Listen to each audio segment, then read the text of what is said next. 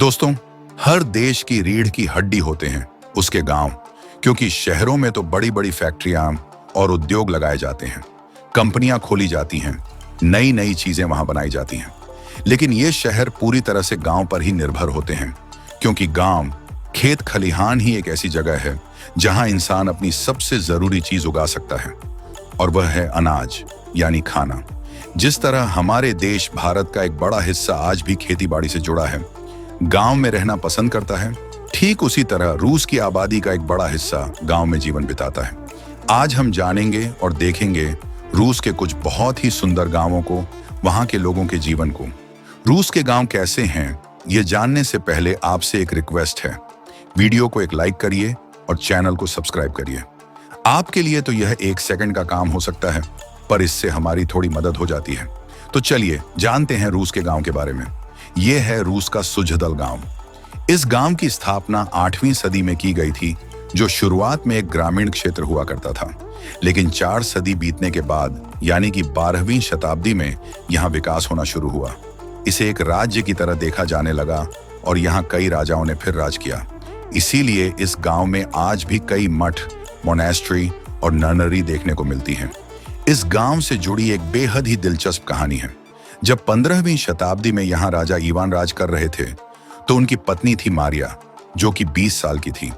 लेकिन राजा और रानी को संतान नहीं मिल पा रही थी, जिस वजह से राजा इवान काफी दुखी थे और वे अपनी पत्नी को तलाक भी नहीं दे सकते थे, क्योंकि उस समय तलाक देना रूस में एक सामान्य बात नहीं थी। तलाक देने का कोई नियम या कानून नहीं था।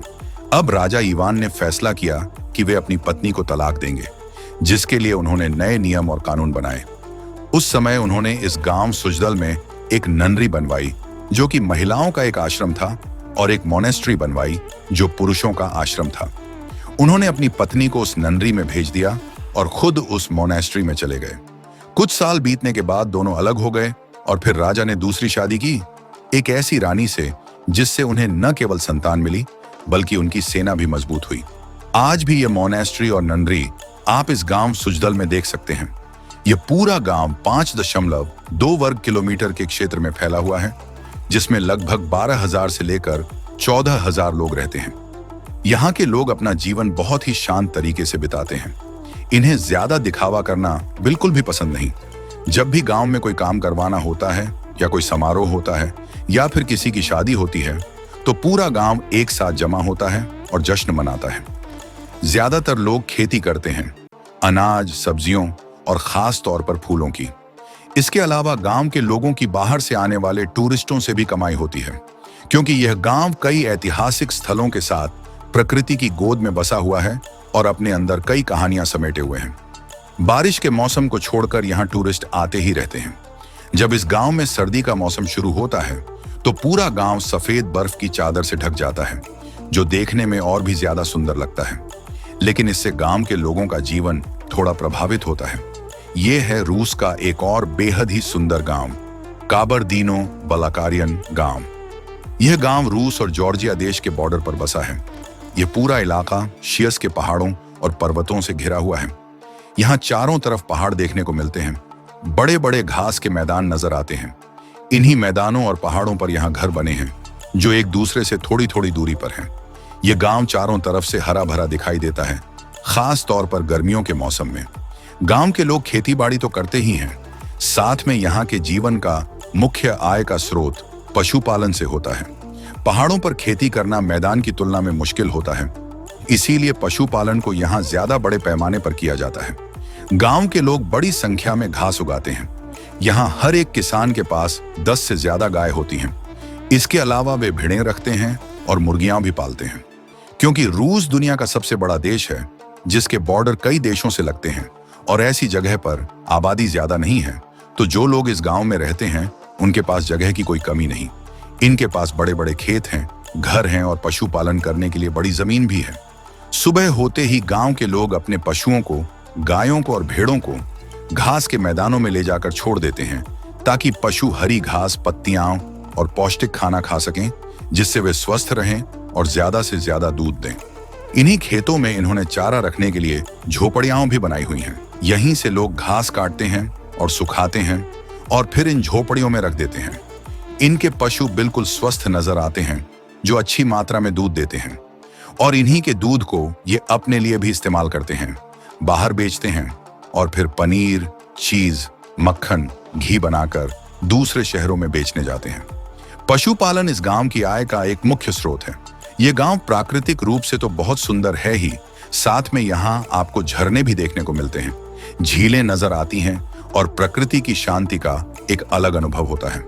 हालांकि ये लोग चाहें तो शहरों में जाकर बस सकते हैं, लेकिन इन्हें अपने खेतों से, जानवरों से, गांव से बहुत प्यार है और ये यहीं पर जन्म लेते हैं और फिर पूरा जीवन इसी गांव में इसी तरह बिताते हैं। इसी वजह से इनकी औसतन जिंदा रहने की उम्र शहरों के मुकाबले काफी ज्यादा है। आमतौर पर रूस के गांव में बसे लोग 85 से 90 साल तक आराम से जीते हैं। यह है रूस का एक और बहुत ही सुंदर गांव, जिसका नाम है सुकोए, जो कि शहर से लगभग 35 किलोमीटर दूर है।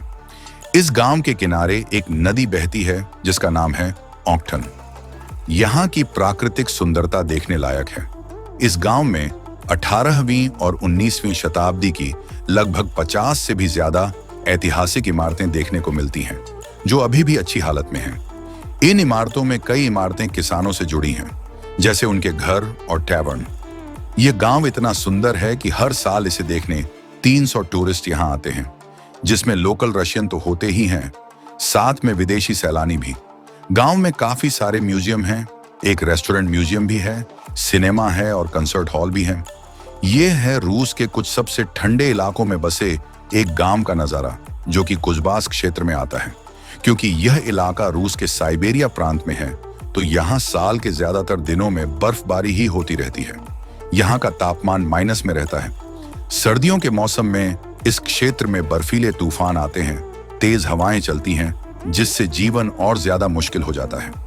गांव के लोग सर्दियों से बचने के लिए पास के जंगलों से लकड़ियां लाते हैं, उन्हें काटते हैं और जमा करके रखते हैं। यह काम इनकी दिनचर्या का एक अहम हिस्सा है। क्योंकि बर्फबारी इतनी ज्यादा होती है, तो यहाँ खेती के लिए जमीन मौजूद नहीं है।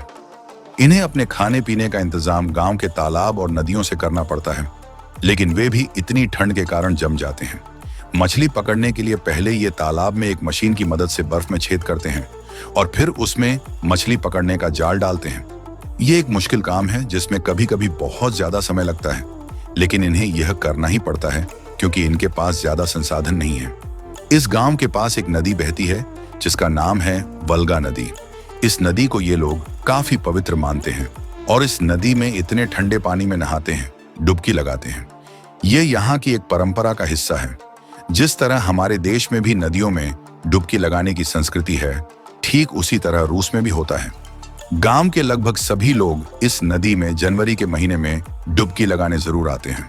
तो दोस्तों, अगर आपको वीडियो पसंद आई और जानकारी अच्छी लगी तो इसे एक लाइक दें, शेयर करें और चैनल को सब्सक्राइब कर बेल आइकन दबाएं।